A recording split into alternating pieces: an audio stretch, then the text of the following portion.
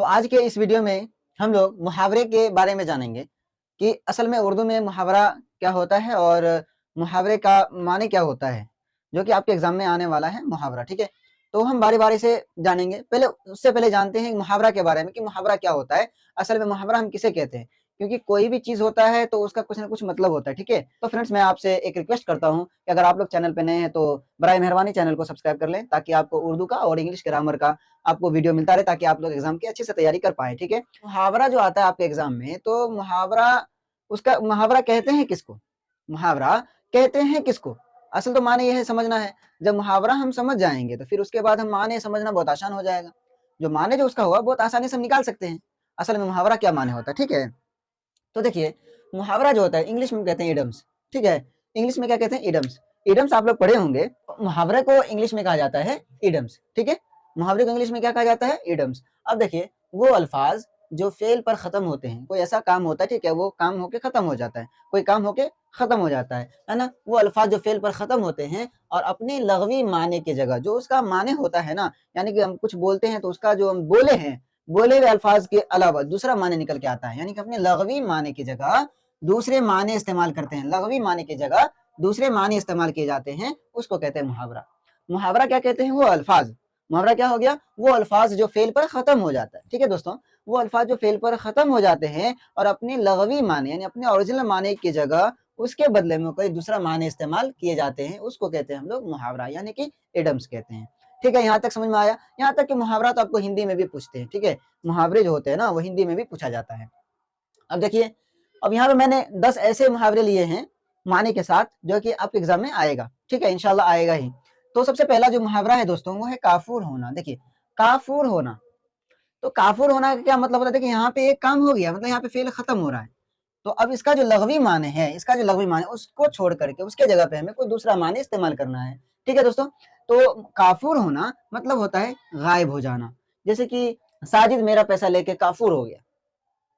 क्या हो गया, काफूर हो, मतलब पैसा लेके क्या हो गया, वो गायब हो गया। मेरा पैसा लेके क्या हो गया, वो गायब हो गया। ठीक है, तो काफूर होना का क्या मतलब हो गया, गायब हो जाना। अगर आपके एग्जाम में आए काफूर होना का मुहावरा का माने कौन सा होगा, तो आप लिख सकते हैं काफूर होना का माने होता है गायब हो जाना। ठीक है, अब सेकंड वाला जो है कान भरना। देखिए ये कान भरना आप लोगों को तो वैसे ही पता चल गया होगा, यार वो मेरी कान भर रहा था, वो उसकी कान भर रहा था, वो तुम्हारी कान भर रहा था यार। तो कान भरना क्या होता है, मतलब क्या, किसी के खिलाफ साजिश करना, मतलब किसी के खिलाफ साजिश करना या किसी को भड़काना, किसी के बात मतलब किसी के उसके बारे में कुछ बेकार बातें करना, उसी के बारे में कुछ गलत बातें, गलत अफवाहें उड़ाना, कुछ गलत खबरें उड़ाना, उसको कहते हैं साजिश करना, कान भरना। उसके बारे में वो कान भर रहा है, तुम्हारे बारे में बुराई कर रहा है, मतलब कान भर रहा है, तुम्हारा वो कान भर रहा है। ठीक है, तो कान भरना किसी के खिलाफ साजिश करना, कान भरना। ठीक है, अब है कान पर चींटी न रेंगना। देखिए कान पर चींटी न रेंगना, इसका मतलब होता है कोई असर ना। इसका मतलब बता रहे हैं कि कान पर चींटी न, इसका मतलब क्यों मुहावरे में आया कि अगर आपके कान पे चींटी रहेंगे तो पता तो चल जाएगा ना भाई कि क्या होता है नहीं होता। चींटी तो वैसे चल के कहाँ तक था पता नहीं चलता है, मतलब कोई भी पता चलने वाली बात ही नहीं है कि अगर आपके पूरे बॉडी पे अगर चींटी चले आए ना तो पता ही नहीं चलेगा आपको कि चींटी चल रहा है या नहीं चल रहा है। ठीक है, तो चींटी, कान पर चींटी ना रेंगना मतलब बेअसर होना, कुछ असर ही नहीं होना, उसको कुछ मतलब कोई चीज का पता ही नहीं चलना, उसको कहते हैं कान पर चींटी न। इस तरह से हम कह सकते हैं कि मतलब मेरे कहने पर महमूद के कान पर चींटी न रेंगता है। ठीक है, मतलब क्या कि मेरे कहने पर महमूद कुछ भी नहीं, उसको कुछ असर ही नहीं करता है। तो ऐसा अक्सर होता है स्टूडेंट के साथ में कि कहता है, उसके पेरेंट्स कहते रहते हैं कि ये मेरी बात तो सुनता ही नहीं है, पढ़ने के लिए बोलते हैं तो पढ़ता ही नहीं है। अब बोलेंगे पढ़ने के लिए तो 10 मिनट पढ़ेगा उठ जाएगा, तो मतलब बोलने से कुछ असर नहीं हुआ। मतलब क्या हुआ कि कान पे चींटी रेंगा ही नहीं, कान पे चींटी न रेंगना, कुछ असर ना हो, बात का कुछ असर ही नहीं होना। ठीक है दोस्तों, अब 9 2 11 होना, ये तो पॉपुलर है। ये ये जो मुहावरा है ना ये आपका 9 2 11 होना, ये पॉपुलर है। ये अक्सर आपको हिंदी में भी आता है और आपको उर्दू में भी आता है। 9 2 11 होना मतलब भाग जाना। मोहम्मद मेरा पैसा लेके 9 2 11 हो गया, मोहम्मद मेरा पैसा लेके 9 2 11 हो गया। तो इस तरह से हो गया क्या, 9 2 11 होना भाग जाना, 9 2 11 होना भाग जाना। तो 9 2 11 होना का मतलब अगर पूछे आपको तो क्या हो जाएगा, भाग जाना। अब है रोंगटे खड़े होना। अब देखिए मैं आपको एक बात बताता हूँ, अगर आपको कोई अचानक आके डरा दे तो आप डर जाएंगे या नहीं, डर जाएंगे, है कि नहीं। और डर जाएंगे तो क्या हो जाएगा, एकदम पूरा बॉडी जो एकदम ऐसे हो जाएगा। और कहीं वहीं पे अगर कुछ आत्मा वात्मा की बात होने लगी, भूत प्रेत की बात होने लगी, तो आपके पूरा का पूरा रोंगटा खड़ा हो जाता है। एकदम रोंगटा मतलब ये होता है कि आपकी बॉडी पे जो बाल है ना वो खड़े हो जाएंगे, उसको कहते हैं रोंगटे खड़े होना। तो मतलब डर की वजह से, किसकी वजह से होता है, डर की वजह से। मतलब क्या होता है, हम डर गए, किसी बात को सुन के डर गए। तो रोंगटे खड़े होना, खौफ ज्यादा होना मतलब डरना, खौफ ज़दा होना मतलब डरना, तो रोंगटे खड़े होना, खौफ ज़दा होना, डरना, ठीक है? अब जान पर खेलना, अब देखिए जान पर खेलना का मतलब है तो कोई जोखिम वाला काम होगा, कोई कठिनाई वाला काम होगा, कोई मुश्किल काम होगा, है कि नहीं? तो जान पर खेलना, खतरा उठाना, कोई चीज़ पे खतरा उठा के, है ना? कि महमूद ने जान पर खेल कर मेरे बच्चे को बचा लिया, है ना? उस तरह से हम कह सकते हैं हामिद ने जान पर खेलकर अपनी बाजी पलट दी। तो जान पर खेलना, खतरा उठाना, जान पर खेलना, खतरा उठाना। तो जान पर खेलना का मतलब हुआ खतरा उठाना। अब है कमर बाँधना, कमर बाँधना मतलब तैयार होना, नहीं कहते हैं खेल से पहले कमर बाँध लो, क्या मतलब तैयार हो जाओ मेरे साथ लड़ने के लिए या फिर मेरा मुकाबला करने के लिए तैयार हो जाओ, मेरा मुकाबला करने के लिए तैयार हो जाओ। मतलब क्या? कमर बाँध लो, कमर कस लो, कमर बाँध लो, तो कमर बाँधना, कमर कसना मतलब तैयार होना, तैयार हो जाओ, ठीक है? ये हो गया आपका। अब ये पत्थर पानी होना, अच्छा ये बताओ पत्थर कब पानी होता है? पत्थर कब पानी होता है? पत्थर को बहुत मुश्किल से पानी बनाया जाता है, नहीं? मतलब क्या? कि बहुत मुश्किल काम का आसान हो जाना। जब पत्थर पानी हो ही जाएगा ना, तो कितना बड़ा मुश्किल काम रहेगा वो आसान हो जाएगा। तो पत्थर पानी होना, पत्थर का पानी होना तो बहुत मुश्किल काम का आसान हो जाना, बहुत मुश्किल काम का आसान। इस तरह से हम कह सकते हैं मतलब बहुत हमारा एक मुश्किल काम था, वो हो नहीं रहा था, तो वो सॉल्व हो गया है। तो मैंने क्या कहा कि मेरा ये काम पत्थर का पानी हो गया। मतलब मेरा ये काम पत्थर का पानी हो गया, मतलब क्या हो गया? मतलब बहुत मुश्किल काम था वो आसान हो गया, बहुत मुश्किल काम था वो आसान हो गया, ठीक है? अब खाक छानना, खाक छानना तो मतलब बहुत जुस्तजू करना, खाक छानना। अब बताइए खाक जो होता है मिट्टी को कैसे छानेंगे? खाक मतलब मिट्टी होता है, मिट्टी को आप कैसे छानेंगे? अब खोजबीन कर करके तब जाके वो मिलता है। जुस्तजू मतलब तलाश करना, ढूंढना। तो खाक छानना का मतलब क्या हो गया? बहुत जुस्तजू करना, मतलब बहुत उसको छानबीन करना, बहुत छानबीन करना और बहुत क्या बोलते उसमें ढूंढना, पता लगाना, तो उसको कहते हैं खाक छानना। अब एक खून का प्यासा होना, तो खून का प्यासा होने का मतलब होता है दोस्तों, खून का प्यासा मतलब बहुत बड़ा दुश्मन होना, जान का दुश्मन बनना, मतलब खून का प्यासा। नहीं कहता है कि अंग्रेज हमारे देश का खून का प्यासा है, मतलब क्या? अंग्रेज जो है ना हमारे देश का जान का दुश्मन है। क्या है? जान का दुश्मन है। तो दोस्तों ये था 10 ठो मुहावरे। तो फ्रेंड्स मैं आपसे एक रिक्वेस्ट करता हूँ कि अगर आप लोग चैनल पे नए हैं तो बराए मेहरबानी चैनल को सब्सक्राइब कर लें, ताकि आपको उर्दू का और इंग्लिश ग्रामर का आपको वीडियो मिलता रहे, ताकि आप लोग एग्जाम की अच्छे से तैयारी कर पाए, ठीक है? तो दोस्तों हमारे चैनल को सब्सक्राइब कर लें और बेल आइकन को भी प्रेस कर दें, और अगर वीडियो अच्छा लगा हो तो वीडियो को लाइक भी करें और अपने दोस्तों तक पहुंचाएं, यानी कि शेयर करें, है कि नहीं? जो भी एग्जाम की तैयारी कर रहे हैं, मैट्रिक की तैयारी कर रहे हैं या फिर इंटरमीडिएट की तैयारी कर रहे हैं या फिर अदर कोई कंपटीशन लेवल की तैयारी कर रहे हैं जिसमें उर्दू आता है, तो भाई ये जो है आप शेयर कर सकते हैं अपने दोस्तों को भी, ताकि उसको भी इससे फ़ायदा पहुँचे। यानी उर्दू में जो जिन्स होता है, एक होता है मुज़क्कर और एक होता है मुअन्नस। तो मुअन्नस और मुज़क्कर को पहचानेंगे कैसे? और मुअन्नस और मुज़क्कर कहेंगे किसको? इसी बात को हम आज डिस्कस करने वाले हैं, ठीक है? तो फ्रेंड्स जिन्स यानी कि जेंडर। तो जेंडर से पता चलता है कि हम किसकी बात कर रहे हैं, या तो हम औरत की बात कर रहे हैं या फिर मर्द की बात कर रहे हैं। दो ही चीज हो सकता है जिन्स में, या तो मेल की बात करें या फिर फीमेल की बात करें, और तो कोई आएगा नहीं। या तो मेल हो सकता है कोई चीज या फिर फीमेल हो सकता है, या तो कोई मुजक्कर हो सकता है या फिर मुअन्नस हो सकता है। बस इसी बात पे आज हम डिस्कस करने वाले हैं कि असल में मुजक्कर और मुअन्नस किसको कहेंगे। तो मैंने यहाँ पे सिर्फ पहचानने का तरीका बताया, बहुत सारा मैं मुजक्कर और मुअन्नस लेके नहीं आया। ये सिर्फ और सिर्फ पहचानने का तरीका इसमें बताया गया, ठीक है? इस तो जीन्स कितने टाइप के होते हैं? दो टाइप के, एक होता है मुजक्कर, दूसरा होता है मुअन्नस, ठीक है? अब देखिए मुजक्कर को हम मेल कहते हैं, यानी कि मर्द, जिससे मर्द का पता चले उसको मुजक्कर कहा जाता है, और जिसे औरत का पता चले उसको मुअन्नस कहा जाता है, ठीक है?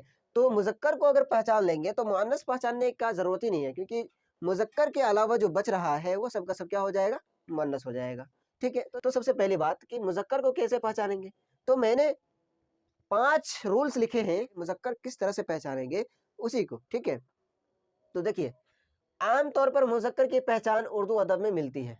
उर्दू अदब में ज़्यादातर जो है आम तौर पर मुज़क्कर का पहचान ही मिलता है, ठीक है? उसी हिसाब से पहला जो है जिन लफ्ज़ों के आखिर में दान, स्तान, बान, जिन लफ्ज़ों के आखिर में क्या हो? दान हो, सितान हो और बान हो, ये तीनों रहेगा, तो हम समझेंगे कि वो लफ्ज़ जो है किसमें है? मुज़क्कर में है। क्लियर समझ में आई? मैंने क्या कहा कि जिन लफ्ज़ों के आखिर में दान, सितान और बान हो, उस लफ्ज़ को हम कहेंगे मुज़क्कर। एग्ज़ाम्पल के तौर पे यानी कि जैसे गुलिस्तान, तो इसमें देखिए सितान आ रहा है, यक्का बान, बान आ रहा है, गुलज़ार, ज़ार आ रहा है, ज़ार भी है। तो हमने क्या सीखा अभी कि जिन लफ्ज़ों के आखिर में सितान, बान और ज़ार आए उसको कहते हैं मुज़क्कर। अब सेकंड वाला क्या है? जिन लफ्ज़ों के आखिर में वाव, अलिफ और नोगुन्ना, वाव अलिफ और नून ना, ये वहाँ आए ना तो उसको भी समझेंगे मुजक्कर है। जिन लफ्जों के आखिर में वहाँ आए उसको भी समझेंगे हम मुजक्कर है। जैसे 7वां, 10वां वगैरह, 12वां, 13वां, तो इसको कहते हैं हम लोग मुजक्कर। यानी जिन लफ्जों के आखिर में वहाँ आए उसको कहते हैं मुजक्कर। अब तीसरा जो है, जिन लफ्जों के आखिर में अलिफ या छोटी हा, अलिफ या छोटी हा आए तो उसको कहते हैं हम लोग मुजक्कर। फॉर एग्जाम्पल बाजा, छोटी हा की बात हो रही है यहाँ पे। हक्का, छोटी हा की बात हो रही है। शाह, छोटी हा की बात हो रही है। ताला, अलिफ की बात हो रही है। आखिर में क्या आ रहा है? अलिफ आ रहा है। आखिर में क्या आ रहा है? छोटी हा आ रहा है। आखिर में क्या आ रहा है? हा आ रहा है। आखिर में हा आ रहा है। तो जिन लफ्जों के आखिर में अलिफ या फिर छोटी हा आए तो उसको हम समझेंगे वो मुजक्कर में है। वो लफ्ज किस में है? मुजक्कर में है। ठीक है। अब 4 नंबर जो है, चौथा नंबर, जिन लफ्जों के आखिर में आब हो। जिन लफ्जों के आखिर में क्या हो दोस्तों? आब, आब हो। जिन लफ्जों के आखिर में आब हो तो उसको कहते हैं मुजक्कर। उसको क्या कहते हैं? मुजक्कर। क्या कहते हैं? मुजक्कर। फॉर एग्जाम्पल गुलाब, तो गुल, गुल हो गया, इसमें जोड़ देंगे आब, बन जाएगा गुलाब। ठीक है। अब क्या है? कबाब, कब है? कब में हमने क्या जोड़ दिया? आब, हो गया कबाब। अब क्या है? रुबाब, रूब है, रोब है, उसमें जोड़ दिए आब, क्या निकल गया? रुबाब। ठीक है दोस्तों, तो जिन लफ्जों के आखिर में आब हो ना तो वो मुजक्कर कहलाएगा। फॉर एग्जाम्पल गुलाब, कबाब, रुबाब। ठीक है। जिन लफ्जों के आखिर में पन या पना हो, पन या पना, पन या पना हो उसको भी कहते हैं मुजक्कर। जिन लफ्जों के आखिर में पन या पना हो उसको भी कहते हैं मुजक्कर। फॉर एग्जाम्पल लड़कपन, पन आ रहा है, बचपना, पना आ रहा है, और इस तरह से बहुत सारे एग्जाम्पल होते हैं। तो उसी तरह से मैंने कहा कि जिन लफ्जों के आखिर में दान, शैतान, बांध हो मुजक्कर कहलाएगा। जिन लफ्जों के आखिर में वहाँ हो मुजक्कर कहलाएगा। जिन लफ्जों के आखिर में अलिफ या छोटी हा हो मुजक्कर कहलाएगा। जिन लफ्जों के लास्ट में, जिन लफ्जों के आखिर में आब हो मुजक्कर कहलाएगा। जिन लफ्जों के लास्ट में या फिर आखिर में क्या बोलते हैं, पन या पना हो उसको भी मुजक्कर कहते हैं। तो इसी बात को तो ध्यान में रखना है कि किसके आखिर में क्या आने वाला है उसको हम मुजक्कर कहेंगे, बाद बाकी जो आएगा सब मुअन्नस कहलाएगा। इसको छोड़ के जितना आएगा सब मुअन्नस कहलाएगा। ठीक है। तो मुजक्कर मुअन्नस को पहचानने का तरीका आप लोगों को मैं उम्मीद करता हूँ कि पता चल ही गया होगा और आपको अच्छे से समझ में भी आया होगा। ठीक है। तो अगर आपको वीडियो अच्छा लगा हो तो वीडियो को लाइक कर दीजिए और ज्यादा से ज्यादा शेयर कर दीजिए। ठीक है, अपने दोस्तों में। कहावत के बारे में जानेंगे कि आप लोग बहुत सारे कहावत सुने भी होंगे और आज हम कहावत के बारे में सीखने भी वाले हैं, उसका मतलब भी जानने वाले हैं कि उसका मतलब क्या होता है। असल में कहावत किसको कहते हैं? तो कहावत का जो मेन डेफिनेशन होता है, यानी कि मेन जो उसका परिभाषा होता है और उसकी मेन जो तारीफ़ होती है वो ये है कि कहावत व फ़क़रा, जुमला या कौल है। कौल कहते हैं किसी के बोले हुए लफ्ज़ को कौल कहा जाता है। जुमला भी उसी तरह से कहते हैं और फ़क़रा भी उसी तरह से कहते हैं कि जिसे बात में ज़ोर पैदा करने के लिए इस्तेमाल किए जाते हैं। अगर कोई बात आपकी जो है अच्छी नहीं लग रही है किसी को तो वहाँ पे क्या करते हैं, कोई फ़क़रा या फिर कोई कहावत हम कह देते हैं, है ना? ये बताने के लिए कि हमारी बात को ज़ोर पैदा हो जाए, हमारी बात में कुछ दम आ जाए। तो इसी बात को दिखाने के लिए ना कहावत का इस्तेमाल किया जाता है, ठीक है? तो कहावत वो फ़क़रा, जुमला या कौल है जिसे बात में ज़ोर पैदा करने के लिए इस्तेमाल किया जाता है। आपको पता चल गया कि कहावत का इस्तेमाल कहाँ किया जाता है और क्यों किया जाता है? तो कहावत का इस्तेमाल किया जाता है अपनी बात में ज़ोर पैदा करने के लिए। कोई भी शख़्स है बात कर रहा है, तो उसको अपनी बात में ज़ोर पैदा करना है, यानी कि अपनी बात को वज़नी बनाना है, तो वो कहावत कहेंगे, उसको कहते हैं कहावत। तो कहावत के पीछे कोई वाक़या या कोई कहानी ज़रूर होती है। कोई भी कहावत है ना, तो उसके पीछे कोई वाक़या यानी कि कोई कहानी ज़रूर होता है, ठीक है? अब जैसे देखिए मैंने लिखा है कि आसमान से गिरा खजूर में अटका। अब देखिए ये कहावत आप लोग बहुत बार सुन भी चुके होंगे और आप लोग बोल भी चुके होंगे, ठीक है? कि खजूर से अटका सॉरी आसमान से गिरा और खजूर में अटका। अब ये कहावत क्या है? ये कहावत क्यों कहा गया है? इसका मतलब क्या है? आप लोग मतलब जानते हैं? इसका मतलब है कि एक मुसीबत से छुटकारा पा लिया, फिर दूसरी मुसीबत में जाके फँस गया। मतलब यही हुआ ना कि आसमान से गिरा, खजूर में जाके अटका। कहीं हम फँसे थे, फिर से जाके छुटकारा पाए या थोड़ी देर के बाद फिर फँस गए। तो वही हो गया कि आसमान से गिरा खजूर में अटका, तो एक मुसीबत से निकल कर दूसरी मुसीबत में फँसा। अब सेकंड जो है हमारा, अभी दिल्ली दूर है। देखिए, ये भी कहावत बहुत पॉपुलर है, बहुत ही पॉपुलर है कि अभी दिल्ली दूर है। कोई कोई भी काम कीजिए या फिर कोई चीज़ का आप अनुमान लगाइए, कोई आपसे पूछे कि भाई एग्ज़ाम पास होगा या नहीं होगा या फिर कब है? अगर एग्ज़ाम के स्टार्ट में ही बोल देना कि एग्ज़ाम कब है, तो अभी दिल्ली दूर है, तैयारी करने में मज़ा आएगा, है ना? इस तरह से बोलते हैं। लेकिन अब अभी दिल्ली दूर है का मतलब ये होता है काम पूरा नहीं या मकसद पूरा करने में देर।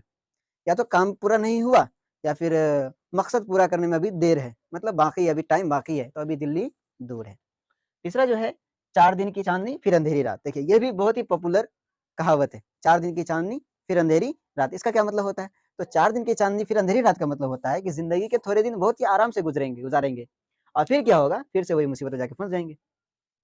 तो 4 दिन की चाँदनी मतलब क्या होता है अक्सर कि कोई ऐसे लोग होते हैं जिसके पास अगर मान लीजिए कोई खाने-पीने का सामान नहीं है, अगर उसके पास किसी से पैसे-वैसे आए, तो उसने क्या करा कि बहुत सारा खाने-पीने का सामान ले आया और 3-4 दिन तक ये मस्त होके खाया, आराम से खाया। उसके बाद फिर जब पैसे खत्म हो गया, तो फिर से वही सूखी रोटी, फिर वही नमक रोटी खाना शुरू हो जाता है। तो वही है कि 4 दिन की चाँदनी फिर अंधेरी रात, कि ज़िंदगी के थोड़े दिन आराम चैन से गुज़रते हैं और फिर क्या हो जाता है, फिर से वही मुसीबतों में मुब्तला हो जाते हैं, फँस जाते हैं। अब देखिए, अगला जो है मान ना मान मैं तेरा मेहमान। ये भी बहुत ही पॉपुलर है ये कहावत कि मान ना मान मैं तेरा मेहमान। कहीं भी जाइए, ज़बरदस्ती जाइए, मान ना मान मैं तेरा मेहमान। इसका मतलब क्या है? अपने आप को किसी पर ज़बरदस्ती मुसल्लत करना। अपने आप को किसी पे जो है ना ज़बरदस्ती क्या करना? मुसल्लत करना। कि भाई आपकी उसमें कोई ज़रूरत है नहीं, लेकिन आप फिर भी उसमें दखल-अंदाज़ी कर रहे हैं। आपको किसी ने बुलाया नहीं, फिर भी आप वहाँ पे पहुँच गए। तो वही कह रहा है कि अपने आप को किसी पर ज़बरदस्ती मुसल्लत करना, ये हो गया आपका मतलब। अब है जैसी करनी वैसी भरनी, ये तो बहुत पॉपुलर है नहीं? जैसी करनी वैसी भरनी। अब तो इसमें वो ये भी कहा था जैसी करनी वैसी भरनी, ना माने तो करके देख, है ना? जन्नत भी है, दोज़ख भी है, ना माने तो मर के देख। तो उसी तरह से जैसी करनी वैसी इसका मतलब क्या होता है कि जैसा अमल करोगे वैसा ही भरोगे, है ना? जिस तरह से आप काम कर रहे हैं उसी तरह से आपको फल भी मिलेगा। अगर आप काम गलत कर रहे हैं तो गलत उसका फल मिलेगा, अगर आप काम अच्छा कर रहे हैं तो फल आपको अच्छा कर मिलेगा। जैसे कोई अगर एग्ज़ाम की तैयारी कर रहा है, तो कहता है कि मैं बहुत ही लगन से तैयारी करता हूँ। अगर वो झूठ बोल रहा है कि मैं लगन से तैयारी करता हूँ लेकिन नहीं कर रहा होता है, तो फिर जब रिज़ल्ट सामने आता है ना तो फिर पता चल जाता है कि क्या आप तैयारी किए थे और क्या आप तैयारी नहीं किए थे। उसी तरह से होता है अगर आप अच्छी तैयारी कर रहे हैं, अगर बोल रहे हैं अच्छी तैयारी किए हैं, तो फिर आपका रिज़ल्ट भी अच्छा रहेगा। उसी तरह से होता है कि जैसी करनी वैसी भरनी। अब है कि नाच न जाने आंगन टेढ़ा, ये भी बहुत ही पॉपुलर कहावत है कि नाच न जाने आंगन टेढ़ा। खुद तो करना आता नहीं है और काम को ही गलत बताया जाता है। खुद तो करना नहीं आता और ऊपर से हम काम को काम ही गलत है। अब मेरे को करना नहीं आता, मैं ही बोल दूँगा ये काम ही गलत है, हट छोड़ इसको, लेकिन वो काम हो के रहेगा। उसी तरह से ये हो गया कहावतें। तो कहावत क्या होता है? तो कहावत वो फ़क़रा जुमला है, जिससे बात करने के लिए मतलब बात में ज़ोर पैदा करने के लिए इस्तेमाल किया जाता है। ठीक है? तो मैं उम्मीद करता हूँ कि आप लोगों को समझ में आया होगा बहुत अच्छी तरीके से और आप लोग जान भी गए होंगे कहावत। तो आज साबक़ा और लाहिक़ा के बारे में जानेंगे कि असल में साबक़ा किसको कहते हैं और लाहिक़ा किसको कहते हैं। जिसको इंग्लिश में कहा जाता है प्रीफ़िक्स और सफ़िक्स, ठीक है? तो उसी तरह से आपका सफ़िक्स में यानी कि साबक़ा और लाहिक़ा भी है, कि असल में साबक़ा किसको कहते हैं और लाहिक़ा किसको कहते हैं। तो साबक़ा देखिए दोस्तों, तो सबसे पहले लाहिक़ा के बारे में जान लेते हैं कि लाहिक़ा क्या है? लाहिक़ा बामानी अल्फ़ाज़ के बाद में लगने वाले हुरूफ़ या अल्फ़ाज़ को लाहिक़ा कहते हैं। देखिए अल्फ़ाज़ जो होते हैं वो बामानी होते हैं, मतलब उसमें पहले से उसका माने निकलता होता है, ठीक है? मतलब कोई ऐसा लफ़्ज़ है, कोई ऐसा अल्फ़ाज़ है जिसका माने पहले से निकल रहा है, ठीक है? लेकिन उसमें क्या होता है उसके आगे भी कोई ऐसा लफ़्ज़ या फिर कोई ऐसा हुरूफ़ जोड़ देते हैं कि वो फिर से उसका मतलब बदल जाता है, ठीक है? मतलब बामानी अल्फ़ाज़ के बाद में लगने वाले हुरूफ़ या अल्फ़ाज़ को लाहिक़ा कहते हैं, जिससे कि उसके माने में परिवर्तन हो जाता है, माने में बदलाव आ जाता है, ठीक है? उसके माने और जो पहले का माने था उसमें डिफ़रेंट हो जाता है, डिफ़रेंस दोनों के बीच में हो जाता है। ठीक है? तो बामानी अल्फ़ाज़ के बाद में लगने वाले हुरूफ़ को या फिर अल्फ़ाज़ को क्या कहते हैं? लाहिक़ा कहते हैं।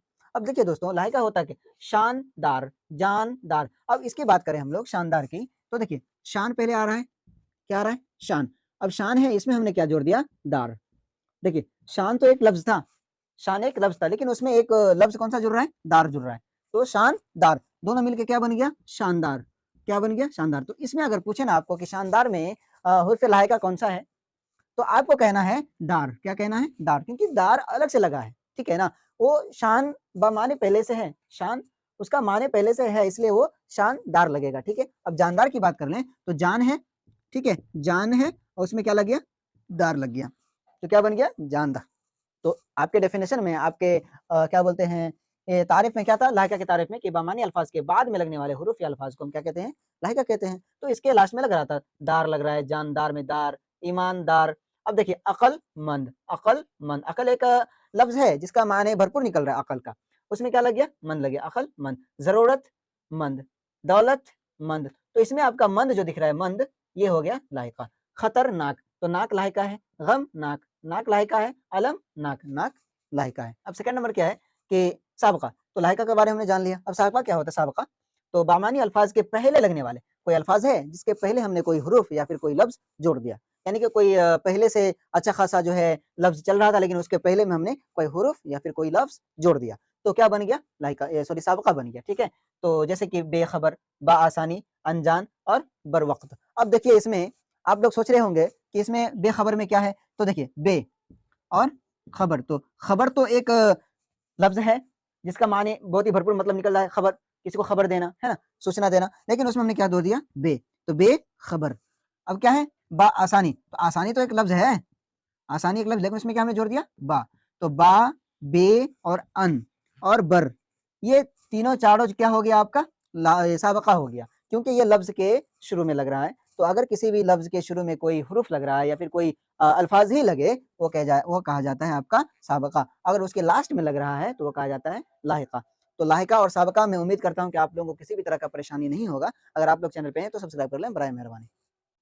हम्द और नात में फ़र्क जानेंगे। असल में हम्द की तारीफ़ क्या है और नात की तारीफ़ क्या है। हम्द का मतलब ही होता है अल्लाह की तारीफ़, खुदा की तारीफ़, ठीक है, अल्लाह तबारक व तआला की तारीफ़। हम्द का मतलब तो आपको पता चल ही गया, तो जब मतलब पता चल गया तो आप लोगों को पता हो ही गया होगा कि हम्द कहते किसको हैं। तो वह नज़म जिसमें अल्लाह ताला की तारीफ़ बयान की जाती हो। हम्द में सिर्फ़ और सिर्फ़ अल्लाह रब्बुल इज़्ज़त की तारीफ़ बयान की जाती है, ना कि किसी और की। नात में क्या है, मनक़बत में क्या है, इसको बारी-बारी से हम पढ़ेंगे, बारी-बारी से जानेंगे, ठीक है ना? तो अभी हम सिर्फ़ हम्द के बारे में जानेंगे कि हम्द किसको कहते हैं। तो वह नज़म जिसमें अल्लाह ताला की तारीफ़ बयान की जाती हो, जिस नज़म में अल्लाह ताला की तारीफ़ बयान की जाती है, उसको कहते हैं हम लोग हम्द। जैसे कि करूँ पहले तौहीद यज़्दाए रक़म, करूँ पहले तौहीद यज़्दाए रक़म, झुका जिसके सजदे को अव्वल क़लम। तो यहाँ पे क्या कह रहा है कि सबसे पहले कलम किसके कदमों में झुका, सबसे पहले कलम जो बनाया अल्लाह तबारक व तआला ने, तो सबसे पहले किसके कदमों में झुका, तो अल्लाह तबारक व तआला के कदमों में। तो सबसे पहले तारीफ किसकी हुई, अल्लाह तबारक व तआला की। तो वह नज़म जिसमें अल्लाह ताला की तारीफ की जाती है उसको कहते हैं हम्द कहा जाता है। अब नात की बात करें तो नात किसको कहते हैं, तो वो नज़म जिसमें हज़रत मोहम्मद सल्लल्लाहु अलैहि वसल्लम जो हमारे नबी हैं, जो हमारे और आपके नबी हैं, उसको कहते हैं, जो हमारे खातिमुन नबी हैं, जो हमारे आखिरी नबी हैं हज़रत मोहम्मद सल्लल्लाहु अलैहि वसल्लम, उसकी तारीफ़ की जाती हो, उसके औसाफ को बयान किया जाता हो, उसके बारे में बताया जाता हो, उसके सीरत को बयान किया जाता हो, उसको कहते हैं हम लोग नात। ठीक है, हमने क्या लिखा, वो नज़म जिसमें हज़रत मोहम्मद सल्लल्लाहु अलैहि वसल्लम की तारीफ़ व तौसीफ़ और आप सल्लल्लाहु अलैहि वसल्लम की सीरत बयान की जाती हो। नात जो पढ़ते हैं देखते होंगे कि नात में अक्सर व बेशतर हमारे नबी की तारीफ़ें बयान की जाती है, हमारे नबी की सीरत को बताया जाता है, हमारे नबी कैसे थे उसके बारे में बताते हैं। तो नात का मतलब ही होता है क्या, कि वो नज़म, ऐसी नज़म जिसमें आप सल्लल्लाहु अलैहि वसल्लम की तारीफ़ बयान की जाती है, उसको कहते हैं हम लोग नात। तो अगर आपको पूछे हम्द और नात में फ़र्क, तो आपको सिर्फ बताना है हम्द किसको कहते हैं।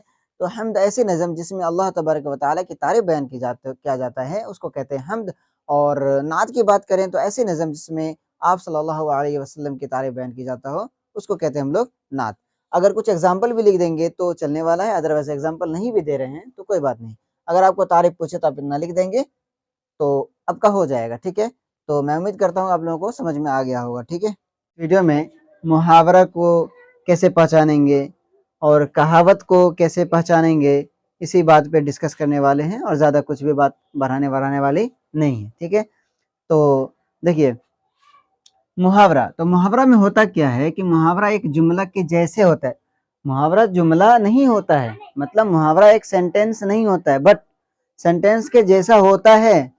समझ में आ रहा है आपको कि मुहावरा जो होता है कि मुहावरा एक सेंटेंस नहीं होता है, बट सेंटेंस के जैसे होता है। मतलब मुहावरा एक वाक्य नहीं होता है, वाक्य के जैसे होता है, ठीक है। उसी तरह से मुहावरा एक जुमला के जैसे होता है कि वो जुमला की तरह काम करेगा, बट जुमला नहीं है, भरपूर जुमला नहीं है, पूरा का पूरा जुमला नहीं है। लेकिन कहावत में क्या होता है दोस्तों, कि कहावत एक पूरा जुमला ही होता है, कहावत एक पूरा सेंटेंस होता है।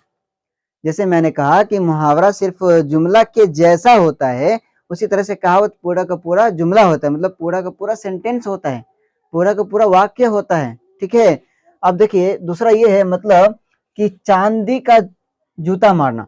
अब देखिए इसमें है क्या कि चांदी का जूता मारना, यहाँ से आपको तो पूरा का पूरा बात पता चल नहीं रहा है, जुमला के जैसे दिखता है, इतना यहाँ से यहाँ तक लिखा है तो लग तो रहा है कि भाई जुमला है, लेकिन ये दोस्तों जुमला नहीं है, ठीक है। जुमला किसको कहते हैं, जिसे ये पता चले कि कोई काम समाप्त हो चुका है, यानी कोई काम हम खत्म कर चुके हैं, कोई बात यहाँ पे खत्म हो चुकी है, वो उसको कहते हैं हम लोग जुमला।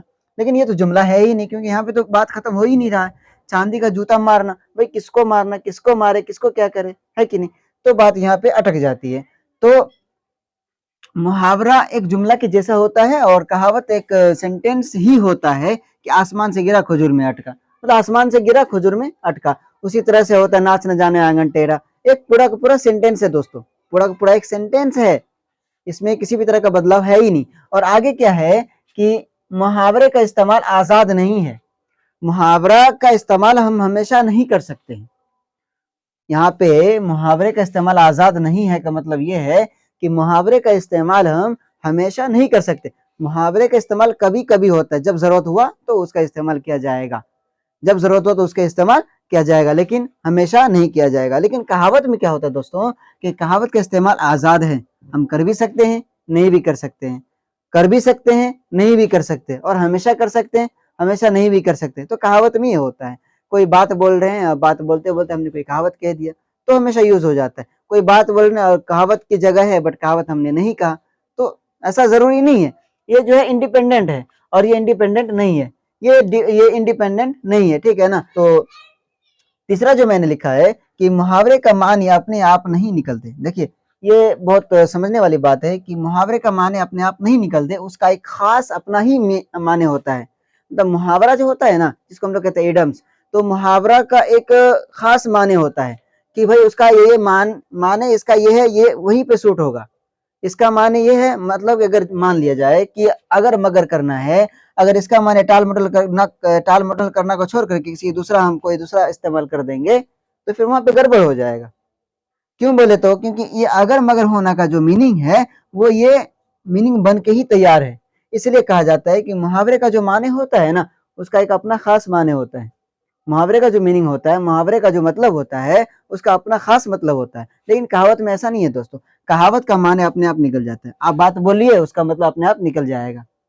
आप उसका मतलब जो भी बात अपना करना चाहते हैं, और कहावत आप खुद से ही बना सकते हैं, है कि नहीं? तो कहावत आप बनाइए और अपने आप उसका मतलब निकल जाएगा। ऐसा नहीं, इसमें ऐसा नहीं है कि आप कर रहे हैं बट इसका मतलब नहीं निकलेगा, ऐसा नहीं है। लेकिन इसमें मुहावरा में ऐसा है कि आपको खुद से नहीं बनाना है, वो खुद बन के तैयार है। मुहावरा खुद बन के तैयार है, बट कहावत आप कभी भी बना सकते हैं, कहीं भी बना सकते हैं। ऐसे इसमें कोई हर्ज वाली बात नहीं है। तो और मुहावरे के आखिर में ज्यादातर ना लगा रहता है, ज्यादातर, हमेशा नहीं मैं बोल रहा हूँ, ज्यादातर, ठीक है। अब देखिए मुजक्कर मुअन्नस को पहचानने का, तो जिसमें था मुजक्कर को पहचानने का तरीका, जिसमें मैंने कहा कि आब, जिसमें जिसके लास्ट में आब लगाओ। ऐसा जरूरी नहीं कि आब लगा ही हो, वो हमेशा आब लगा हुआ नहीं रहता है। बाय द वे कहीं पे आब लग गया जो मुअन्नस हो जाता है।